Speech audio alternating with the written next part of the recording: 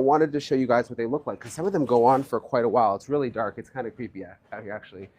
Chris, who's behind the camera, actually scared me a second ago and pretended like there was someone down here. But you can see they basically go underneath a lot of the main roads, and they connect to different parts of these neighborhoods. And like I said, I'm told there's a bunch of them. But in this episode, I'm going to show you the latest with the search efforts. Also, something really interesting I heard about, could there be a deal worked legally so that someone who has information about where Nancy Guthrie is could come forward, someone who may have been involved in the kidnapping could come forward and give the information without getting criminally in trouble. It actually has a legal term, it's called Queen for a Day. Someone brought it up to me, and I'm gonna really dive into this episode, because if a deal could be worked out, could that really move the investigation along in terms of what happened to Nancy Guthrie. The disappearance of Nancy Guthrie from her residence in the Catalina foothills has sparked a major clash between official reports and the harsh truths found by investigative reporters. Right in the thick of this conflict is Brian Entin, a journalist who built his reputation by chasing leads that others would likely avoid. This time, the clues raise more doubts about the police work than about the woman who went missing on February 1st. When Nancy Guthrie was last spotted at 9:50 p.m. on January 31st, 2026, nobody had any reason to think she would not be cooking breakfast the following day. However, by 2 a.m., her smartwatch and cardiac device went dark. This sudden lack of data indicated a grim change. The Pima County Sheriff's Department initially stuck to a basic idea. They assumed an 84-year-old woman just got lost. They managed the property as if it were a simple search mission. This choice, according to Entin's findings, might have been the biggest blunder of the whole case. Upon his arrival, the reporter saw that the official story did not fit the reality of the scene. While the authorities scoured the dry wasteland for a confused lady, Anon's crew spotted something tucked right under everyone's noses. Since the authorities packed up their gear and cleared the scene, the cameraman noticed some deep, suspicious splatters right on the entryway stairs. This was no wandering senior, it was a trail of blood. This specific find flipped the entire script of the investigation. Suddenly, it hit them that the spotless house was just a facade for a messy kidnapping that happened at the doorway. That entrance wasn't merely a way inside. It was a crime scene that had been totally ignored. Once the FBI got involved and the tape returned, the area had already been tainted by weather and people walking through. In private circles, Anon started receiving tips from agitated police contacts. A pair of conflicting stories was beginning to surface for the first time. Despite the brave face Sheriff Chris Nanos wore for reporters, internal leaks hinted that the primary detective had never actually worked a murder investigation. The situation had morphed into something far more serious.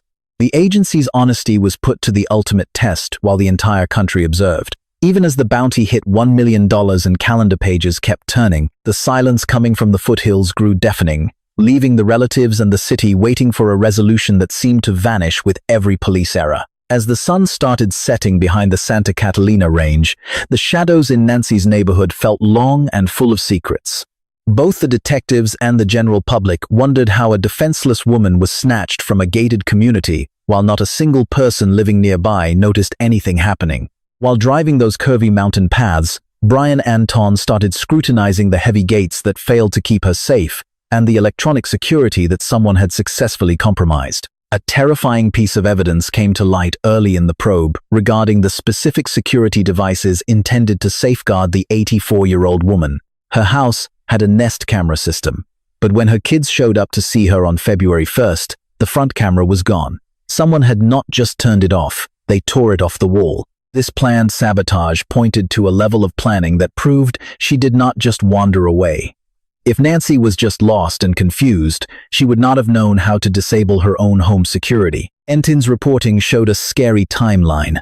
The data from her watch and heart device stopped around 2 a.m., right when a neighbor's camera caught a blurry car driving through the street nearby. The car's headlights were switched off. In a place where every gait and move is caught by sensors, this mystery car symbolized the huge holes in the police work. Furthermore, Entin noted how perfect the bedroom looked. There was no mess, no evidence of a fight, and the sheets were perfectly tucked in. It looked more like someone had simply carried her out of the bed. This clean work suggested a kidnapper who knew her floor plan and how to grab her without making noise. If you are following this mystery and want to see more forensic breakdowns, please like and subscribe to The Dark Unveiling. We are dedicated to giving you the newest facts, making sure Nancy's case stays in the spotlight until we find out the truth. By late February, the family was so desperate they bumped the reward up to $1 million. But Entin noted in his daily updates that money only talks if people feel safe enough to speak. The two different stories were now very clear. One where the criminal was just lucky, and another more terrifying version where they were a pro who snuck through one of Tucson's most guarded areas. A trail of data existed, but it was being wiped out faster than the cops could track it. As the 50-day milestone passed with no suspects, the spotlight on the Pima County Sheriff's Department grew increasingly harsh. Brian Entin stopped focusing on the crime scene's forensic details and began digging into the internal bureaucracy of the agency. Insider tips started surfacing, revealing a leadership team deeply disconnected from their field officers. The conflicting narratives weren't merely about the kidnapping anymore. Now, the central question was whether the people in charge were actually capable of doing their jobs. A whistleblower within the force provided the most damning evidence when they briefed the reporter on the early actions taken on February 1st. This source claimed the investigators handled the area with a casualness that is unheard of in typical kidnapping probes, especially for a veteran federal operative. Good to see you, Steve. That clip of Savannah Guthrie, well, I have been out here reporting on this for days and I get so stuck in work mode that I forgot the sadness, but that video brought it all back. I keep thinking about my own mother and the pain this family is going through. It is truly heartbreaking. I cannot even fathom it. When we work with families in these spots, the level of agony is just intense. There is so much doubt, and it is a unique kind of pain that can really break a person. You simply have to be bold and move ahead with projects like that video, which likely felt quite small compared to the chaos surrounding the case, especially since the initial story centered on an elderly woman possibly lost in the wilderness, preventing the residents from being treated as an active crime scene right away. Consequently, the opportunity to collect microscopic evidence or skin cell DNA from the sleeping quarters was lost during those critical opening moments. Brian Entin reported on the deepening friction between Sheriff Chris Nanos and seasoned professionals like Richard Carmona, a former Surgeon General residing in that very neighborhood. Carmona took the agency to task openly, arguing that handing the property back to relatives only to lock it down again later was a massive violation of standard police procedures. The concept of a tainted crime scene soon dominated the national headlines. Although the local police claimed they were managing the situation perfectly, the arrival of the Federal Quick Response Abduction Unit, typically only utilized for the most intense abductions, told a different story, indicating that federal agents recognized a degree of difficulty that local brass seemed hesitant to admit. With the passage of time, the electronic trail started showing bizarre inconsistencies. Reports indicated that even though the victim's electronics shut off at 2 in the morning, a tower miles from her home picked up a mysterious signal 4 hours later. This specific bit of information implied her smartphone, or something connected to her profile, was moving well after her physical presence had vanished. It pointed toward a calculated path, likely driven by an individual familiar enough with local side streets to bypass the scanners at the main intersections. The heat on the agency wasn't merely a product of press coverage. The local deputies union had actually cast a no-confidence vote against Nanos, blaming a toxic environment of favoritism and spiteful management. Insiders told Entin that the primary investigator assigned to Nancy's disappearance wasn't picked for their success in major crimes, but rather for being a loyalist to the current leadership. It was a terrifying thought that the quest to find an 84-year-old grandmother was being sabotaged by the internal power plays of the very people supposed to be looking for her. Throughout those affluent suburban blocks, the lack of noise had turned from tranquil to haunting. Modern technology has ushered in a more detached method of extortion in serious cases: the anonymous digital payment demand. Entering the second week of the search, the narrative transitioned toward complex ultimatums that felt like they were pulled from a hacker movie rather than a calm desert senior living area. Various news organizations, from local affiliates to national gossip sites, mentioned getting communications that skipped the mail or phone lines, appearing instead as scrambled electronic files. These requirements were notably high-tech. The kidnappers weren't interested in a bag of $100 bills. They were demanding millions in digital currency. This reliance on crypto created a wall of anonymity that severely hampered the early stages of the police work. Even though digital transactions can be tracked, using tumbling services to hide the money's source meant the funds could disappear into the ether before the family could even hope for a breakthrough. A terrifying aspect of these messages was revealed by Entin. They apparently described exactly what Nancy was wearing when she was taken info that had been kept strictly confidential by the authorities. This implies the sender was either present at 2 in the morning or had high-level access to the confidential details of the investigation. Regardless, the sheriff's office refused to comment, staying silent on whether the extortion was legitimate, even as time ran out without any evidence that the woman was still alive. By February 9th, the $6 million cutoff arrived with no word. The subsequent stillness was oppressive. Investigators began looking closer at the offender's mindset, realizing this wasn't a case of a confused senior or a botched burglary. The technical mastery needed to handle secure messaging while orchestrating a kidnapping of this scale pointed to a premeditated scheme that far exceeded a simple crime of opportunity. Through his reports, Brian pointed out the jarring gap between the advanced tech used by the culprits and the amateur mistakes made by the police early on. As federal agents attempted to follow the digital money trail, local law enforcement was still struggling with the consequences of their mishandled evidence. Conflicting narratives were colliding online. Was the money truly the way to bring Nancy home? Or was it all just a clever distraction meant to waste time while the actual evidence faded away? With no real updates from the police, those digital wallet codes were the only physical connection to the person who snatched the elderly woman from her home. By the time the search rolled into the spring of 2026, the tension between the sheriff's office and its detractors had become explosive. Entin started shedding light on a different reality, one buried in internal files and whistleblower statements that painted a much darker picture than the agency's public statements. Even as the sheriff went on television to say they were nearing a breakthrough, the actual situation in the city felt like it was going nowhere. The conflict went public when news broke about a massive leak from someone within the police force. The whistleblower claimed that senior leadership had pushed aside seasoned investigators to put political friends in charge, despite them having no background in major kidnappings.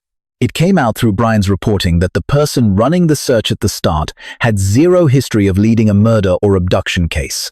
This went beyond typical workplace drama. It was a situation where mistakes could literally cost someone their life. If an amateur messed up the first 48 hours, the evidence wasn't just old, it was likely destroyed completely. However, she mentioned some fresh details we hadn't heard, like how the rear entrances were left wide open, or the fact she was whisked away wearing only her nightgown and no footwear. Her cell, her purse, and all her essentials were still sitting right there in the living room. What's your take on that? Well, look, I have to emphasize once more that I'm not officially involved in the ongoing police work here. Right, but speaking from your years in the field, why on earth would someone target an old woman? What could the possible goal be? That's the big question. To figure that out, no ported through the lives of everyone she knew. Neighbors, family, those security feeds everyone keeps mentioning. Since the motive is still a total mystery, the whole thing remains a puzzle. There might be secret clues that help define the perpetrator's goal, which would then narrow down who would actually do this, proving it wasn't just a case of a confused senior wandering off. The sheriff didn't appreciate the scrutiny. In several angry press conferences, he lashed out at the armchair detectives in the news, calling the coverage a smear campaign against his officers. Still, the evidence Brian uncovered was hard to ignore. After more than 70 days of vague talk about leads, the public still didn't have a single name or an arrest. These two versions of the truth felt like parallel universes. In one, the agency was being bullied by the press. In the other, a heartbroken family was being crushed by bureaucratic pride. The sheriff's own behavior only fueled the fire, becoming a side plot that Entin simply couldn't ignore. Word got out that Puma County locals were launching a recall effort, driven by anger over how the Guthrie case was managed. Then, a bizarre report surfaced about a run-in at Tucson International Airport, where Nano supposedly got flagged by security for having a loaded gun. Even if it wasn't directly tied to Guthrie, Entin saw these sideshows as poison for public confidence when the people needed a leader they could actually trust. Up in the Catalina foothills, that $1 million bounty hasn't been touched. Savannah Guthrie, who walked away from her news anchor chair to search for her mom, made a raw appeal with her siblings. Somebody out there knows the truth. But as Entin circled the neighborhood, he realized the answer might not be a person. It might be evidence buried under a mountain of police mistakes. This wasn't just a search for Nancy anymore. It was a test of whether the people in charge were even capable of finding her. By the time April 2026 rolled around, the Guthrie case had shifted. It was no longer just a missing person file, but a hunt for accountability within local law enforcement. Brian Entin's investigation took a major turn when a whistleblower claimed the response to the February 1st kidnapping wasn't just slow, it was totally botched. This insider said the department jumped to conclusions, assuming an 84-year-old woman had just wandered off into the desert. That specific theory, Entin found, triggered a domino effect of forensic blunders. Because the first responders didn't immediately lock down the home, the most critical window, the golden hours when prints are clear and digital breadcrumbs are easy to find, simply vanished. While the kids were looking for their mother, the cops were treating the crime scene like it was just a normal house. It took Entin's own camera crew finding blood on the steps before the department finally got serious and changed their approach. The source went even further with Entin, highlighting the massive gap between the team's supposed skills and their actual performance. Apparently, the person leading the investigation into the elderly woman's disappearance had never actually handled a homicide before. In a case featuring a masked intruder and high-tech ransom demands, Entin focused on how a supervisor was chosen based on political ties rather than actual experience.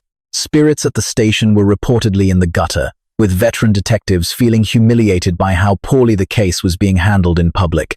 Analysts began digging into familial DNA records because the federal database didn't produce any results for the biological evidence collected from the crime scene. They started using the same genetic tracking methods that eventually put the Golden State Killer behind bars. Entin noted that while these methods are effective, the clock keeps ticking, a luxury Nancy Guthrie didn't possess. Therefore, the county supervisors took steps to force Sheriff Chris Nanos to testify under oath concerning the behavior of his specific department. A heavy gloom hung over those quiet residential streets.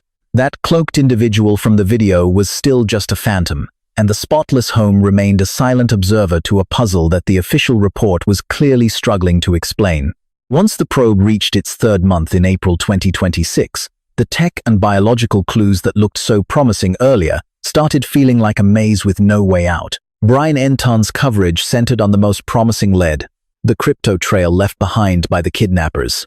Even though the manual search across the Tucson brush had slowed down, a crew of federal cyber specialists worked day and night to unmask the Bitcoin wallets mentioned in the family's early ransom notes. Entin consulted experts to break down the misconceptions about these digital payments. Many people think Bitcoin is a ghost currency that can't be traced. In reality, modern investigators see every transaction as a permanent entry in a public book. If the kidnapper made one wrong move, like using an identity-verified exchange or splitting the coins, the Federal Bureau would be right there to pounce. It was a high-stakes digital standoff, and for once, the task force possessed a clue that the perpetrator could not simply delete. However, these forensic victories were not just confined to the online world. Entin shared the update that a third distinct DNA profile was found deep inside the spotless residence during a subsequent, more detailed sweep. This discovery was quite different from the previous two items, including a glove found miles from the scene that yielded no system matches. Since this biological evidence lacked a hit in criminal files, the FBI shifted their focus to using ancestry-based genetic tracing.